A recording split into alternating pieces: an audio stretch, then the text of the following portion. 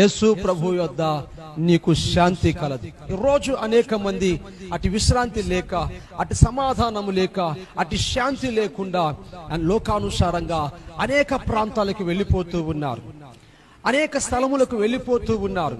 క్లబ్బులు, పబ్బులని, రెస్టారెంట్లని, మూవీలని, ఇంకా చూస్తే అనేక రకాలైనటువంటి పరిస్థితుల్లోకి వెళ్ళిపోయి అక్కడ ఉన్నంత చూపు వాళ్ళు సంతోషించినట్లుగా కనబడుతారు. కానీ మరలా వారి పాపము, మరలా వారిలో ఉన్న అసమాధానము, మరలా వారిలో ఉన్నటువంటి భయాందోళనలు వారిని ఏం చేస్తున్నాయంటే డిఫరెన్స్ లేకి గురి చేస్తూ వారిని ఎక్కడికో తీసుకుని వెళ్ళిపోతున్నాయి. ఇటువంటి పరిస్థితుల్లో లోకముతో రాజీ పడలేక, దేవుని యొద్దకు రాలేక, దైవికమైన స్థితిలో బతకలేక, పాపములోనే ఉంటూ మరణించి నిత్య నరకానికి వెళ్ళిపోతూ ఉన్నారు.